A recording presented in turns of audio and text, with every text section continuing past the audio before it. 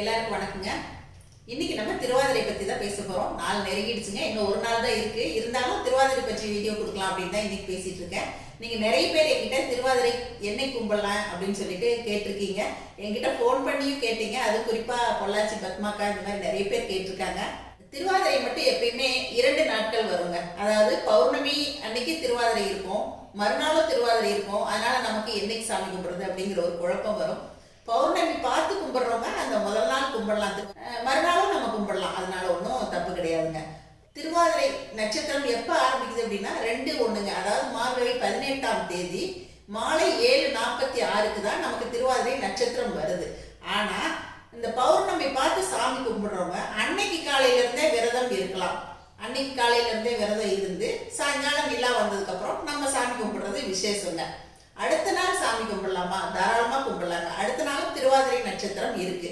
அடுத்த நாள் மாலை, அதாவது சனிக்கிழமை 3/1 சனிக்கிழமை மார்கழி 19ஆம் தேதி மாலை 6:24 வரைக்குமே திருவாதிரை நட்சத்திரம் இருக்கு. பௌர்ணமி அதுக்கு முன்னாடியே முடிஞ்சிருது. நம்ம மதிய நேரத்துல நம்ம சாமி கும்பிட்டுக்கலாம். கௌரி நல்ல நேரம்னு பாத்தீங்கன்னா சனிக்கிழமை காலை 10:30 to 11:30 ரொம்ப நல்ல நேரங்க. அந்த நேரத்துல சாமி கும்பிடலாம். அப்புறம் இந்த சாமி கும்பிடுறதுக்கு வந்து நம்ம நல்ல நேரம் பார்க்க வேண்டியதில்லை, நட்சத்திரத்துல எப்ப வேணா கும்பிடலாம் அப்படிங்கிற ஒரு வழக்கமும் உண்டு. அதனால நம்ம திருவாதிரை நட்சத்திரம் முடியறதுக்கு முன்னாடி நம்ம வந்து சனிக்கிழமையும் சாமி கும்பிடலாம். திருவாதிரை அப்படின்னாலே ஆருத்ரா தரிசனம் தான் நமக்கு ஞாபகம் வருங்க. சிதம்பரம், உத்தரகோசமங்கை, இன்னும் வந்து நடராஜர் கோவில்கள் எல்லா பக்கமுமே வந்து சிறப்பான வழிபாடு நடக்கும். சிவஸ்தலங்கள் இருக்கும் இடத்துல எல்லாமே இந்த திருவாதிரை அன்னைக்கு பூஜை புனஸ்காரம் நடந்துட்டு இருக்குங்க.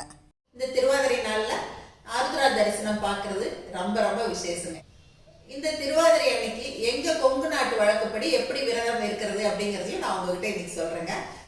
இந்த திருவாதிரை விரதம் அந்த காலம் தொட்டே எப்படி கடைபிடிச்சிட்டு வராங்க அப்படின்னா, எங்க ஏரியால, அதாவது கொங்கு ஏரியால எல்லாம் பாத்தீங்கன்னா காலையில பிரம்ம முகூர்த்தத்துல நேரமே எழுந்திருச்சு 4:30 to 5:30க்குள்ள ஏதாவது சாப்பிட்டுட்டு தான் இந்த விரதம் இருக்கணும் அப்படிங்கிறது அன்னையில இருந்தே இன்னைக்கு வரைக்கும் நடந்துட்டு இருக்குதுங்க.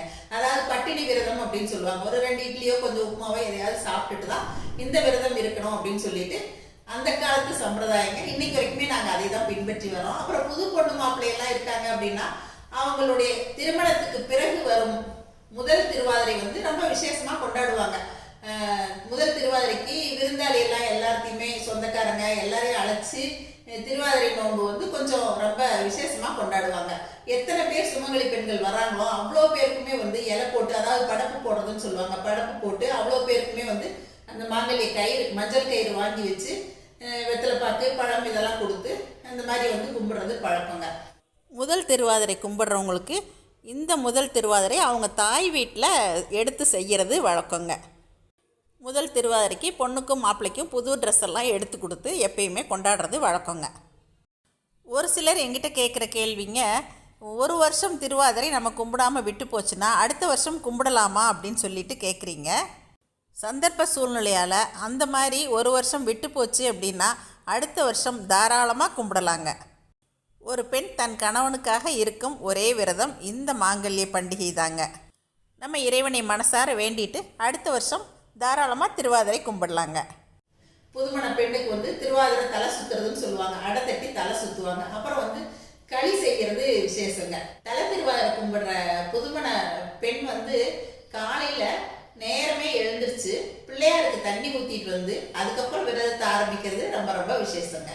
இந்த திருவாதிரை பண்டிகை வந்து நம்ம வீட்டுல நம்ம தனியாவே கும்பிடுறதா இருந்தாலும் கும்பிடலாம், இல்ல பக்கத்து வீட்டுல நம்ம சொந்தக்காரங்க எல்லாரும் சேர்ந்து கும்பிடுறது அப்படிங்கிறது ரொம்ப ரொம்ப விசேஷங்க. திருவாதிரை அன்னைக்கு எண்ணுக்காய் குழம்புன்னு சொல்லுவாங்க. இதுக்கு வந்து நாட்டு காய்கறிகள் தான் ரொம்ப விசேஷங்க.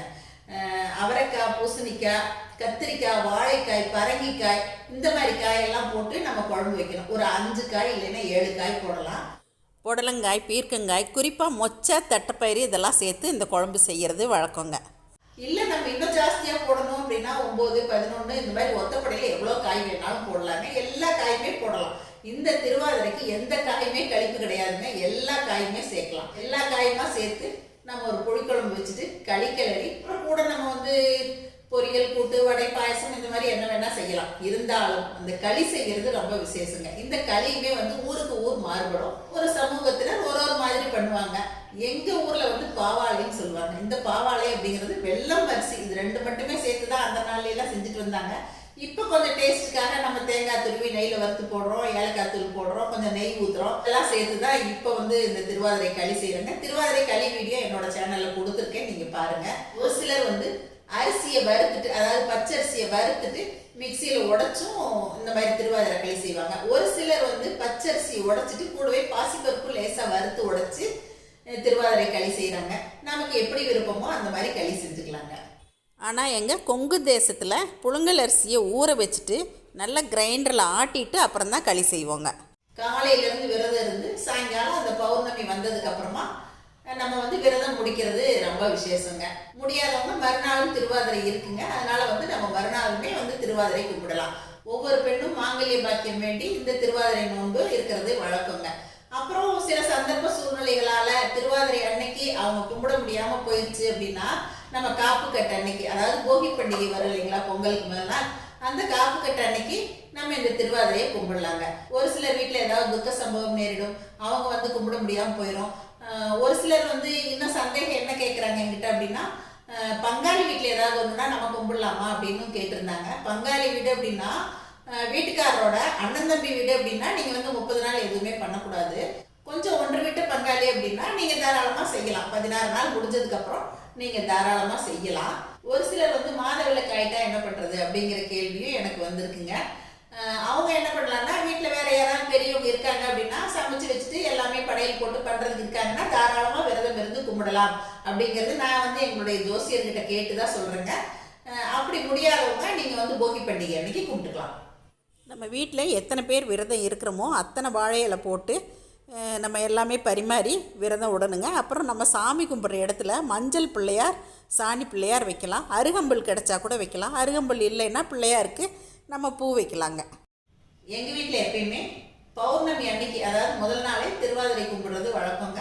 அதுவும் தேங்காய் பழம்லாம் உடைச்சி வச்சுட்டு எல்லாம் முடிச்சுட்டு தீபாராதனையை எடுத்துக்கிட்டு அதுக்கப்புறமா அந்த தண்ணி நீர்வளாவது வச்சுருப்போம் இல்லைங்களா, அந்த தண்ணியை எடுத்துகிட்டு போய் நம்ம எத்தனை பேர் விரதம் இருக்குமோ எல்லாருமே போய் அந்த தண்ணியை கையில் வாங்கி 3 முறை நிலாவுக்கு இறைச்சிட்டு நிலாவை பார்த்து கும்பிட்டுட்டு அதுக்கப்புறமா தான் நம்ம வந்து விரதம் முடிக்கணும்.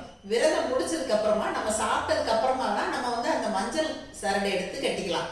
மஞ்சள் சரடை எடுத்து கட்டிட்டு வீட்டில் பெரியவங்க இருந்தால் நம்ம ஆசீர்வாதம் வாங்கிக்கலாம். இந்த மாதிரி தாங்க திருவாதிரை கும்பிடுறது வழக்கம். திருவாதிரை அப்படின்னாலே நான் எப்பயுமே வீடியோ கொடுப்பேன். இந்த வருஷம் கொஞ்சம் லேட் ஆயிடுச்சுங்க. இருந்தாலும் நிறைய பேருக்கு இது பயனுள்ளதாக இருக்கும்னு நினைக்கிறேங்க. எல்லாரும் ரொம்ப சந்தோஷமா மாங்கல்ய பண்டிகையை திருவாதிரையை கொண்டாடுங்க. நன்றி, வணக்கம். சரஸ்வஸ் ஃபுட் ப்ராடக்ட்ஸ் பொடிவைகள் தேவைப்படுறவங்க இங்கே கொடுத்துருக்க வாட்ஸ்அப் நம்பரில் காலை 10 மணி முதல் மாலை 6 மணி வரை எங்களை காண்டாக்ட் பண்ணி வாங்கிக்கலாங்க. தேங்க்யூ.